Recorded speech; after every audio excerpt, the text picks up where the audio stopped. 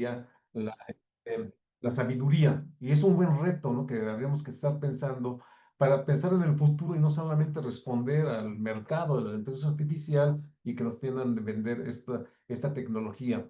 Y finalmente, de verdad, Joaquín, tú nos pones en una problemática interesante, que es el rediseño, algo que consideramos, como se dice en la UNESCO, que es un derecho, la declaración de un ciudadano, pues muchos han perdido esa ciudadanía en cuestiones extremas que son por hechos delictivos, pero que sí deben tener una oportunidad de ser otra vez ciudadanos.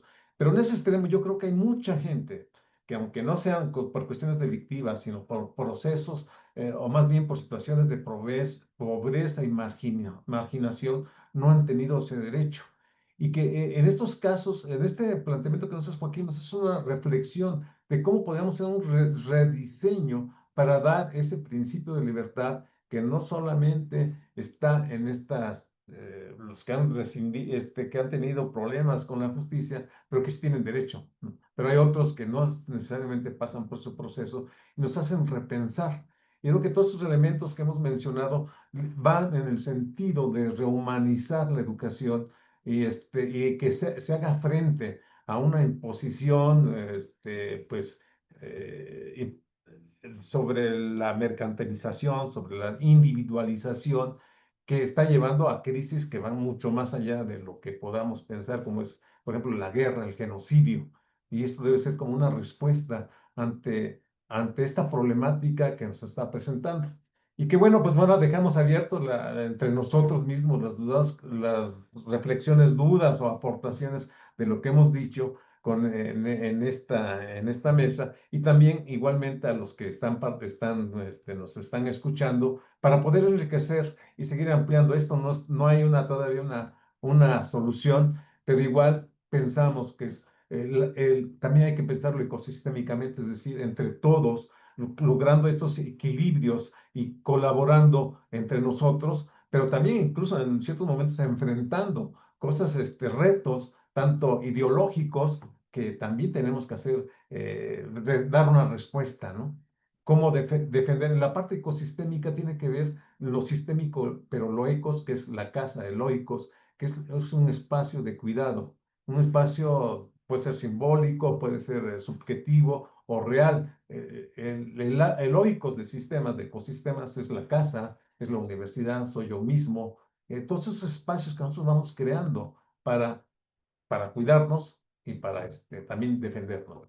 Pues ahora sí, ya hago un pequeño resumen de lo que acabamos de mostrar. También les digo que hemos hecho intervenciones usando estos principios que hemos mencionado, no solamente son reflexiones, igual como todos los que estamos acá, no es puramente reflexión, sino lo hemos aplicado y que de eso se trata, ¿no? De hacer intervenciones que vayan dándole sentido a nuestras propuestas de reflexión o teóricas. Pues adelante, ¿qué podemos decir? ¿Qué es lo que nos motiva estas presentaciones? Y pues acá estamos, ¿no? Entre nosotros mismos. Pues adelante, con el que quiera participar, con todo lo que hemos expuesto. De nosotros mismos, bueno, acá está Rafael, que levantó la mano. Adelante, Rafael. Bueno, mi agradecimiento de nuevo, en especial la figura del doctor Sánchez Arias. Yo vengo de un recorrido de hace 6 meses que me dio la oportunidad de estar en México, Colombia y ahora estoy en Argentina. Y una de las cosas que más preocupa es lo que antes era un problema, que era precisamente el acceso a la información. Pero ya no solo tenemos acceso a ciertas informaciones y a ciertas bases de datos, sino que tenemos acceso a generadores de conocimiento llenos de sesgo.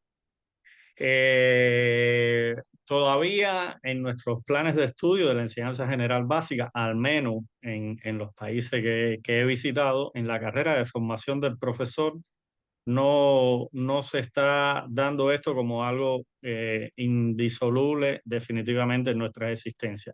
Lo que trae consigo que evidentemente hay un proceso de espontaneidad. En dos sentidos. primero, espontaneidad del que pregunta, además de los riesgos ambientales y las dificultades que puede traer eso por cualquier pregunta que haga, hasta la posibilidad de convertir un ecosistema sociológico diferente, porque incluso ya se han dado casos de estudiantes que son aislados y empiezan a confesarse y a comunicarse con ciertos chatbots de sus problemas personales y hasta, por supuesto, la levitación algorítmica le ha alentado hasta que se suicide.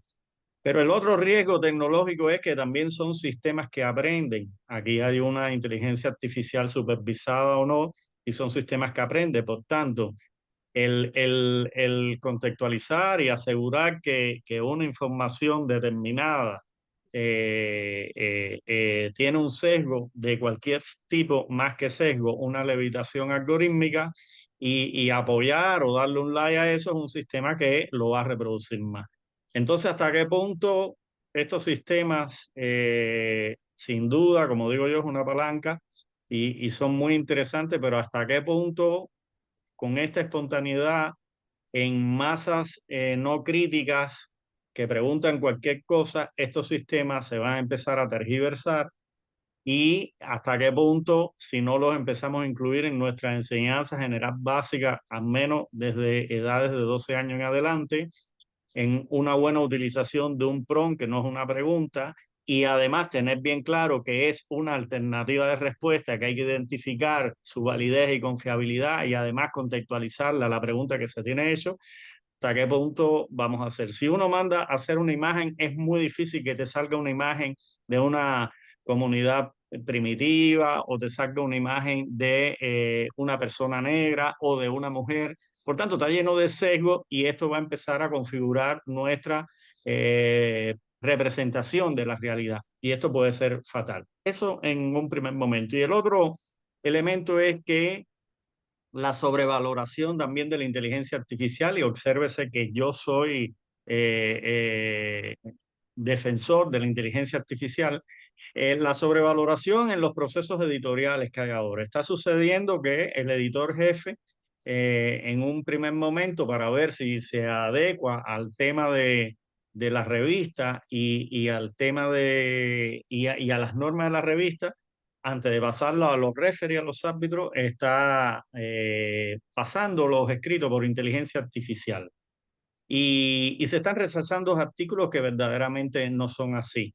Yo, por ejemplo, hice un ejercicio de un artículo hecho para mí, rechazado por una revista X, no hace falta decirla, de Latindex, Catálogo 2, y, y después mandé un artículo de algo por ellos publicado hace 6 años. Y también me dijeron que lo rechazaban porque estaba escrito por inteligencia artificial. Por supuesto, hice una prueba de 9 detectores de inteligencia artificial y todos dieron de alguna manera entre 45 y 90% de que había inteligencia artificial en un fragmento de el Génesis de la Biblia. Por tanto, empezar a utilizar la inteligencia artificial cuando todavía no es autosuficiente para detectar los verdaderos plagios o no, nos pone en otro desafío en la frontera de la dignidad y la moral, de qué va a pasar en breve, de qué cosa es verdad, qué cosa no es verdad, y la autoría de la construcción científica del mundo. Muchas gracias. Muy bien, ¿alguna reflexión ya general, Julieta, Leo, Joaquín, de todo lo que hemos estado diciendo, cómo podemos, es una reflexión, sería bienvenida. ¿Quién quiere Mm, empezar? Sí, puedo. Sí, adelante, Joaquín. Muy bien. Luego de escuchar tantas ideas, algunas de ellas no las tenía preconcebidas y me provocan una serie de inflexiones. Específicamente la reflexión que acaba de hacer el compañero Rafael respecto a la sobrevaloración que tenemos de las tecnologías el día de hoy. Yo lo sitúo como una necesidad que tenemos las personas dentro de una gran sociedad, sí, desde un momento histórico en el cual pasamos, al cual asistimos todos. pero que las estamos observando con la rigurosidad de aquello que es nuevo, ¿sí? Aquello que nos aparentemente nos resuelve y que en algunos momentos pues definitivamente no lo va a hacer así. Estos rasgos infalibles de la inteligencia artificial en cuanto a las publicaciones que se catalogan como plagios, como estar acudiendo a aspectos que no son del dominio personal cuando sí lo son, a mí me trae como reflexión lo que nos pasa en el sistema penitenciario. Una persona que formamos jamás tiene acceso a Internet, por ejemplo, allá. Tiene acceso a lo que nosotros llevamos como fuentes, como libros, como revistas, como videos, como todo. Sin embargo, cuando una persona es liberada y que tenía 22, 23 años privada de la libertad, llega a un mundo que no conoce respecto a lo que tenemos el día de hoy. Es decir, un mundo que no conoce y sobre el cual me debo capacitar o lo tenemos que capacitar porque el mundo del trabajo está disponible y esa capacitación que puede ser extensa a través de cursos tiene que ser en días. Es decir, es una cuestión muy importante el que pensemos que es resolutiva, sí, la tecnología para la formación, pero en algunos espacios, en algunos ecosistemas pedagógicos no sucederá así, y donde todavía tal cual enseñamos hace 30 años, 25 años, de acuerdo, incluso a mí me tocó, era con el acudir a los libros físicos, al acudir a recursos electrónicos, pero más bien consultados en computadora donde no se interactúa nada con el exterior. Entonces yo formo en una construcción del pasado que me tocó vivir, tratando de actualizar en lo posible aquello que logro entender para personas que viven, porque es vivir. Finalmente yo me tuve que acostumbrar al concepto de vida cuando mis estudiantes me dicen, es que vivimos en tal lugar, ¿no? Pero son sus separos, son sus estancias, lo que conseguimos como, o sabemos que se llaman celdas. Yo vivo en tal lugar, ¿no?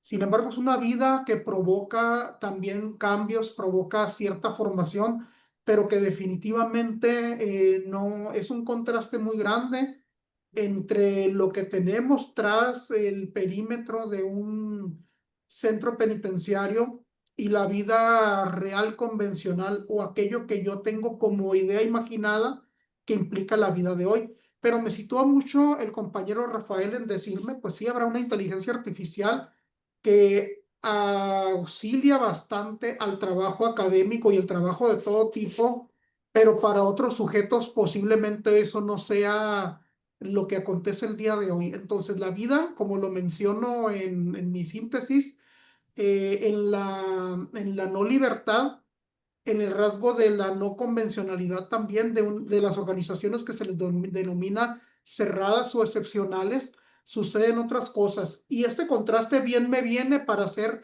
un análisis de la vida, ¿no? Entre lo que tenemos aquí y entre lo que se tiene allá y lo que no se tiene de repente, pero ¿saben qué? Tampoco se extraña. Nosotros extrañamos que el día de hoy se nos vaya la luz y sabe qué va a pasar, ¿no? O haya una interrupción o se me fue la señal un segundo y la capacidad de tolerancia a veces es muy poca ya de nosotros.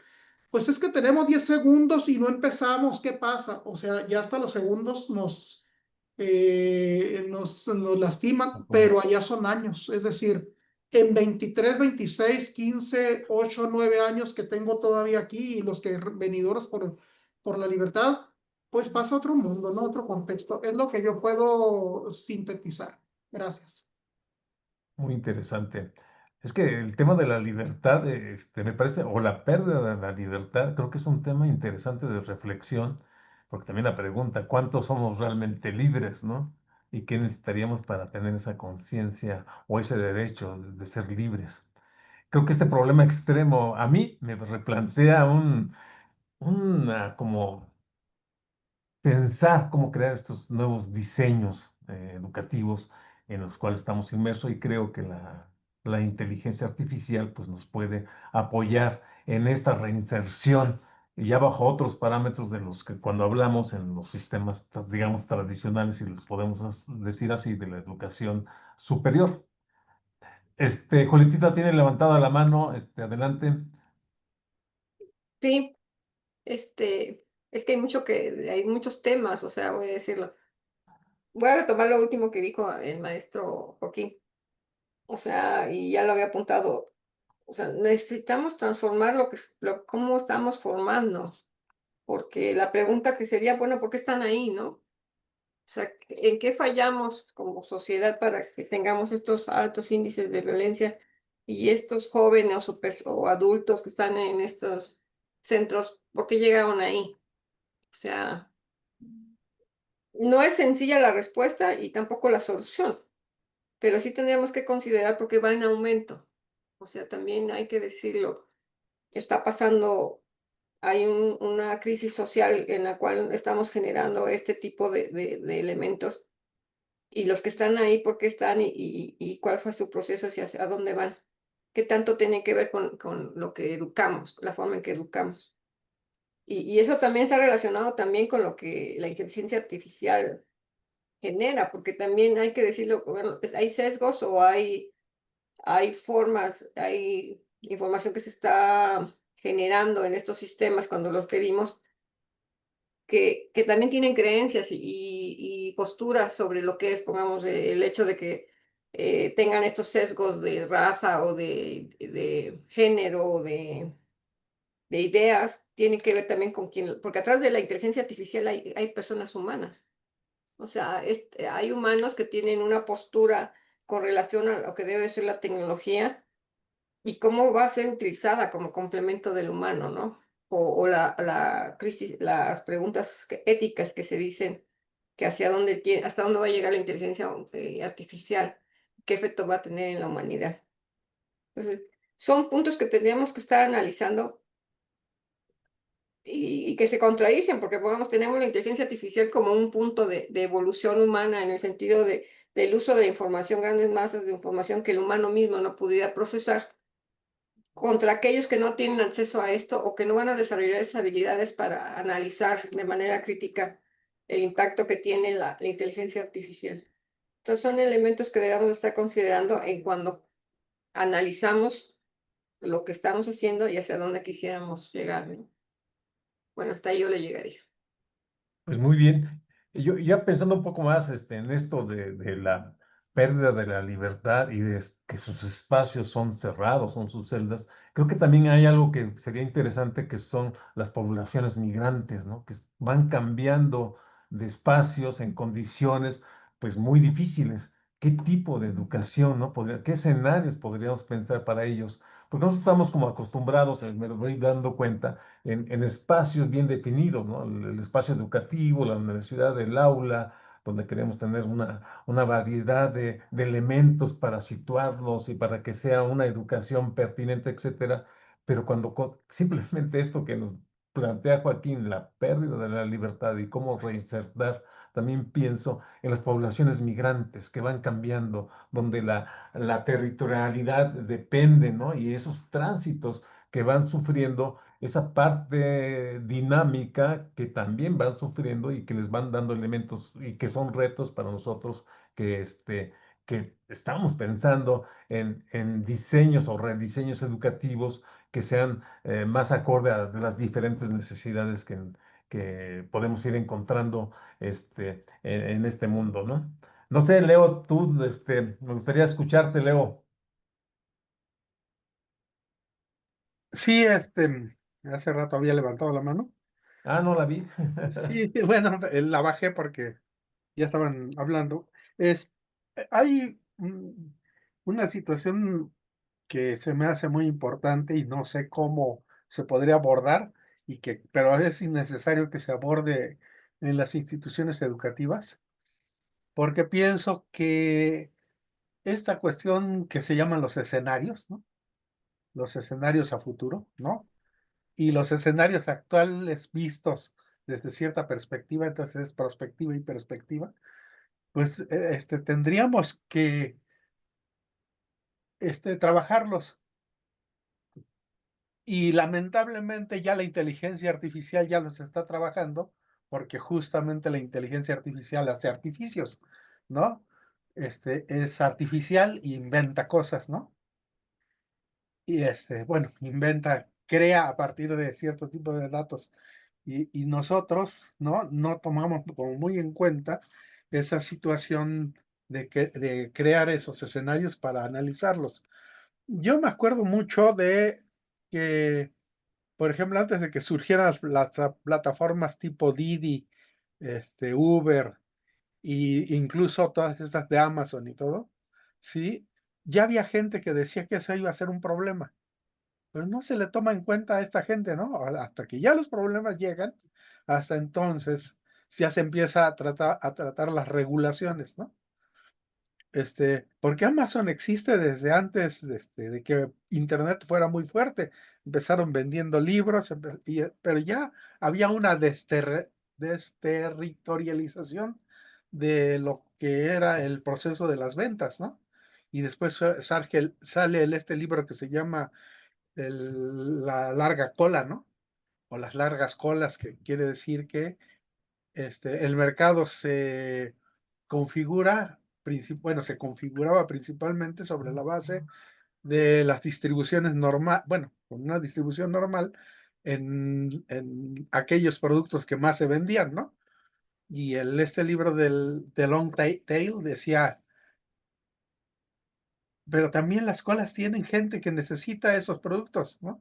Y eso se necesita de alguna manera una tecnología para hacer que esa gente que tiene esos productos que casi nadie quiere, pero hay alguien que quiere, los conecte con los gentes que van a querer esos productos. Y esa larga cola al final era muy voluminosa también. O sea, daba pie a contactar gente de esos extremos, ¿no? Sí, en cuanto a productos. Y así sucesivamente, ¿no? Y toda la situación de esto, también de Airbnb y todo esto, ¿no? O sea, ya hay gente que ha pensado que esas cosas pueden ser problemáticas, ¿no? Pero no tenemos, no sé si un área, ¿no? Que sea la escenología, ¿no? Que haga análisis de los escenarios, ¿no? Escenarología y ver cuáles son las problemáticas que pueden surgir para, antes de que se presenten, bueno, empezar a resolver problemas, ¿no? Bueno, y también voy a esta situación, ¿no? Porque también eso trae como consecuencia, pues, toda esta situación de problemas de tipo social, problemas de tipo psicológico, problemas, etcétera, etcétera, ¿no?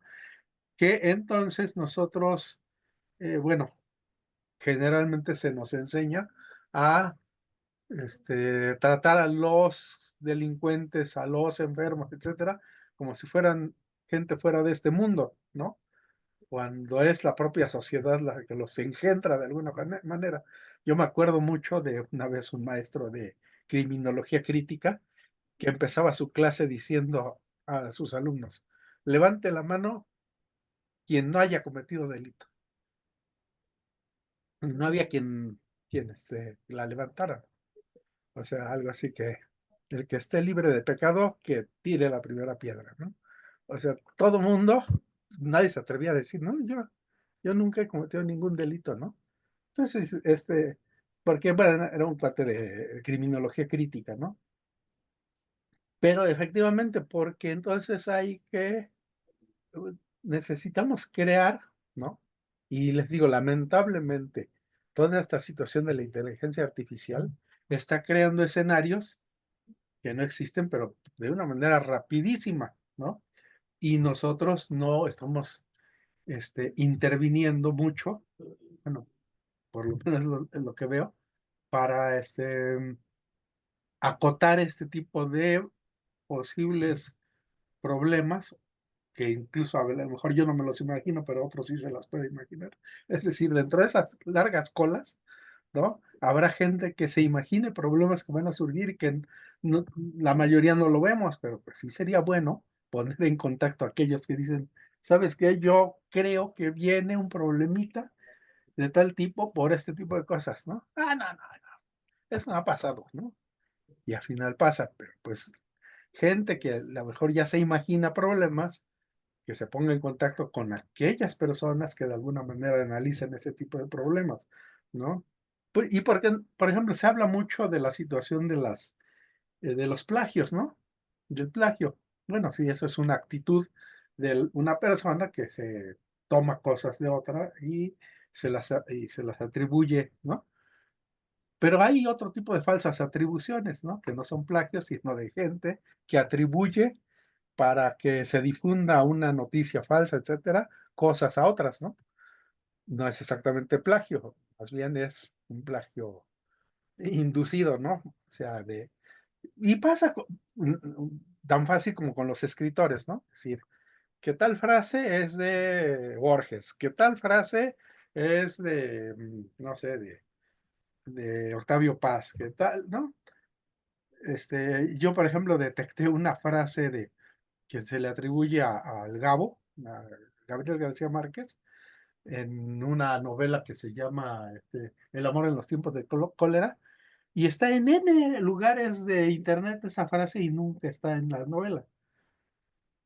Pues se la atribuyen a él, pero no está, ¿no? O, o lo más típico, esta de ladran Sancho, señal que cabalgamos, que no existe en el Quijote, pero pues que ya se ha convertido en una frase quijotesca, ¿no? Bueno, y así sucesivamente yo creo que sí nos hace falta tener mecanismos, ¿no? Ah, bueno, y otra cosa.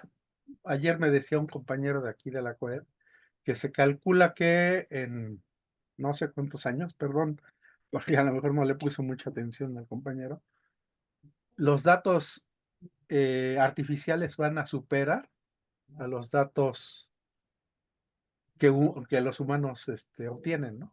Que van a haber más datos artificiales y entonces ante eso, ¿qué vamos a hacer, no? No porque sean artificiales, también aquí, ¿no? Al igual que los novelistas dicen, no porque algo sea ficción es mentira, ¿no? Porque efectivamente la ficción nos puede poner ante situaciones importantes, ¿no? ¿Sí? O sea, ficción no es lo mismo que mentira, ¿no? Artificialidad tampoco quiere decir mentira, pero también tenemos que tener maneras de resolver el problema de resolver aquellos problemas a los que nos pueden llevar. Bueno, ya me extendí, era lo que quería decir. Muy bien. Pues creo que aquí Rafa ya levantó la mano, quiere decirnos algo, porque muchos hacen, bueno, Sí, es bueno que aprovechan la inteligencia artificial. Adelante, Rafa. en respecto a lo que decía el investigador Leobardo. Primero, tenemos la costumbre, por la misma naturaleza de la metodología de la investigación en las ciencias sociales, de estudiar después que está el efecto.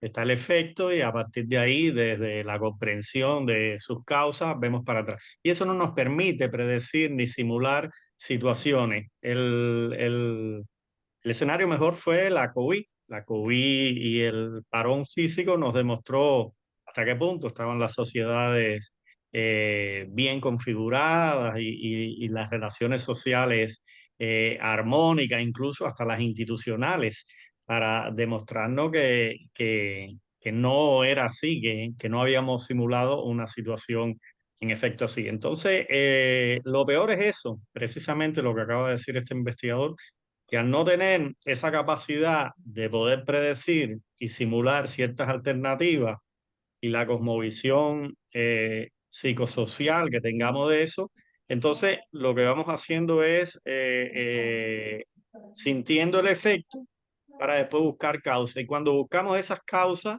y mejoramos ese efecto, ya el efecto es otro y no nos sirve. Entonces, yo creo que sí, que es un llamado a un carácter más mixto de la metodología de la investigación que nos permita, con algún margen de error, simular posibles situaciones y estar más preparado para andamiajes alternativos como seres humanos desde la esencialidad de la existencia y el desarrollo sostenible. Y con respecto al plagio, ni siquiera estoy preocupado por el plagio, es algo que vamos a tener que enfrentar, va a ser muy complejo. Lo que me preocupa es el ejemplo que puse, que se empiece a utilizar las potencialidades de la inteligencia artificial por los editores en función de reconocer si algo tiene algún componente o no de inteligencia artificial, cuando todavía estas herramientas de detección, incluso las que son pagas, no están completamente entrenadas y se están cometiendo ya decisiones de injusticia.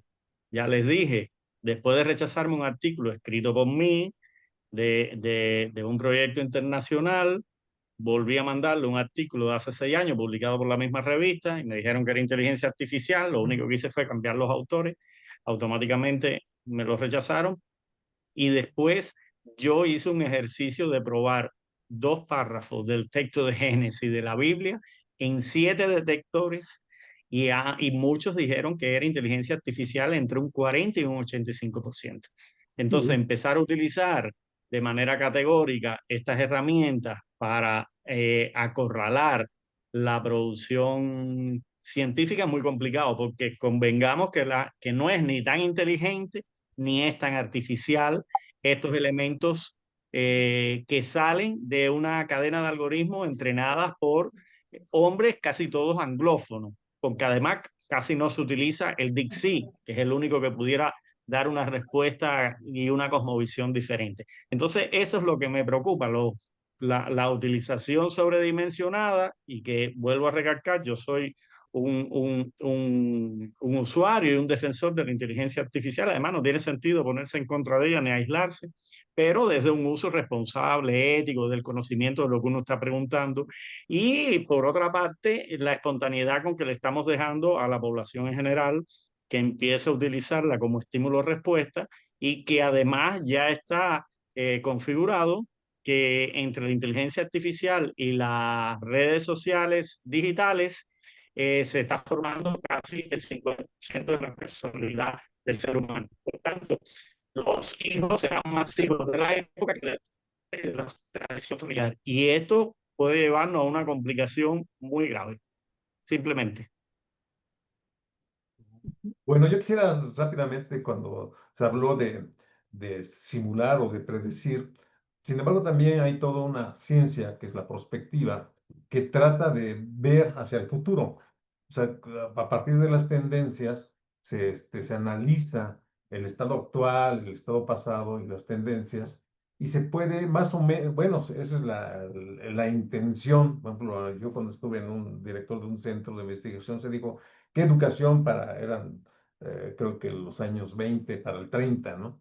Entonces se definen escenarios y se hace una visión interdisciplinaria y se dan los elementos para construir escenarios sobre algo que se desea, porque nos puede llevar, generalmente hay un escenario catastrófico, uno ideal y otros factibles, que es el resultado de un deseo que se quiere llevar a cabo, para no simplemente dejarse llevar por las tendencias. Y si hay un interés científico de un área que trabaja en ese sentido. Incluso, creo ya se fue, acá estaba Hilda Bustamante, que es su área de la prospectiva. Pero yo creo que también es posible, y no pues en este caso no se hacen simulaciones, sino es una cuestión de reflexión, de plantear qué es lo que ha pasado, dónde estamos y cuáles son las tendencias y qué es lo que deseamos. Y también en ese sentido es posible, más o menos, sobre todo ver el futuro hacia a un deseo de lo que se quiere llegar. Este, para que nos podamos no simplemente llevar por lo que va pasando y ya cuando pasó lo vemos. Y creo que también en la parte ecosistémica sí sabemos responder. Hay bases que nos permiten responder, ¿no? O sea, el COVID, ¿no? O sea, cómo nos salió, ¿no? O sea, cómo sobrevivimos en un plan, precisamente en la autogestión. O también en el temblor en México, no había los planes, pero la gente recurrió a todos y nos autoorganizamos y que yo considero que es parte de los seres humanos como una especie que somos, que estamos siempre luchando por la sobrevivencia. Yo creo que en esos factores es importante también tomar en cuenta en todos esos procesos que son largos y que tienen que ver, pero sí hay manera de hacer un análisis histórico. Pero, no sé, me ha parecido muy interesante todos estos planteamientos que hemos hecho. Creo que la inteligencia artificial es de las tecnologías que nos están permitiendo darle otro giro a lo que ya no es un recurso, es un actor que está entrando y eso cambia todo nuestra perspectiva.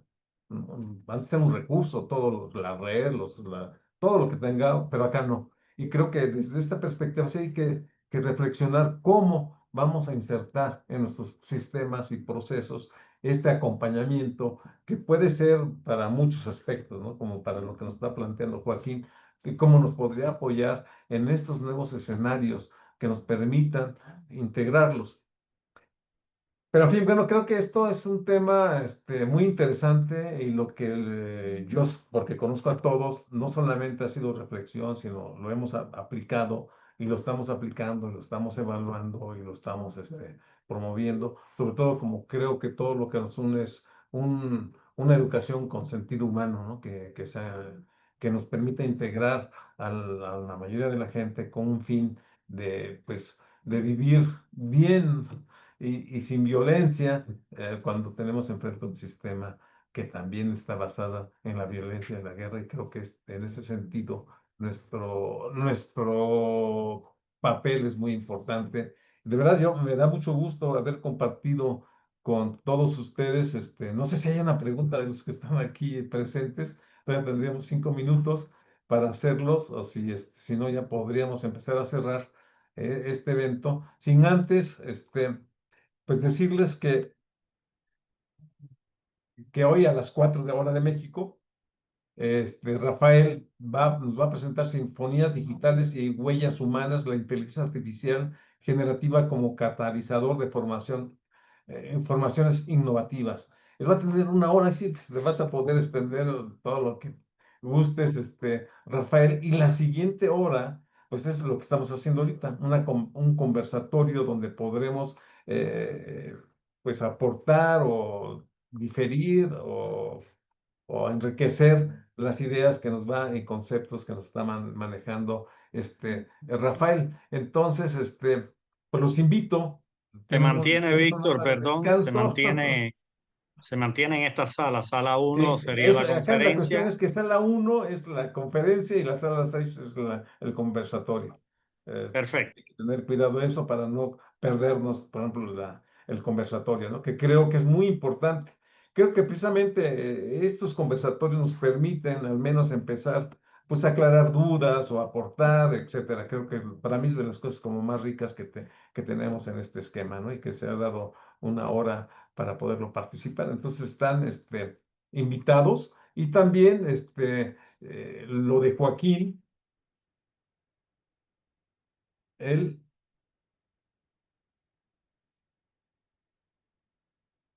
mm, él para mañana nos va a ampliar mucho. A mí, de verdad, lo que planteaste también me hace repensar la educación, ¿no? En esos contextos extremos.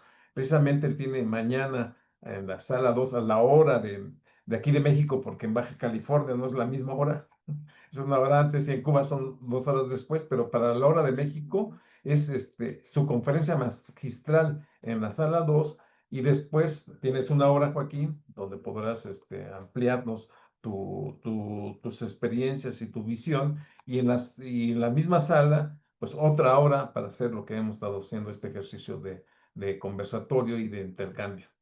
Pues sin más, eh, pues cerramos esta reflexión esto nos permitiría hacer trabajos más precisos, tanto pues teóricos como prácticos o como de propuestas de este grupo y generalmente pues la idea es ir creando esta comunidad. Yo ya participé en Joaquín en su congreso, muy interesante, y aprendí otro nivel que me gustó mucho. Y también, bueno, hemos estado con Rafael, a través de Claxo, hemos estado participando y mi interés es que vayamos creando una pequeña comunidad. Nosotros trabajamos sobre inteligencia artificial y quiero invitar a Rafael en esta gran reflexión sobre esta temática que hemos trabajado. Ya después me comunico contigo, he estado bien ocupado, pero vamos a irlo integrando a estas reflexiones ecosistémicas. Igualmente, Joaquín, en un momento dado nuestro forma es el trabajo en un seminario donde le damos vueltas y vueltas y en un momento dado generamos un conversatorio sobre una temática importante que identifiquemos. Pues solamente me resta, pues, de verdad agradecer su participación y su generosidad para, pues, compartir todo este conocimiento y experiencias que hemos tenido entre todos nosotros, y es lo que llamamos la inteligencia colectiva, ¿no? Que la inteligencia colectiva no es la suma de los que participan, sino más de lo que, de los que esa sumatoria podría representar. Y de verdad, ahorita yo me voy con nuevas ideas, con nuevos retos, y espero igualmente que sea lo mismo para ustedes, para seguir trabajando en este apasionante tema que es la educación. Pues muchas gracias. Me imagino que van a recibir por correo electrónico sus constancias de participación y bueno, lo más importante es lo que nos llevamos. Pues nos vemos al rato para seguirte escuchando, Rafael, y después también a Joaquín. Gracias a Gracias, todos. saludos a Muchas todos. gracias. Sí, gracias.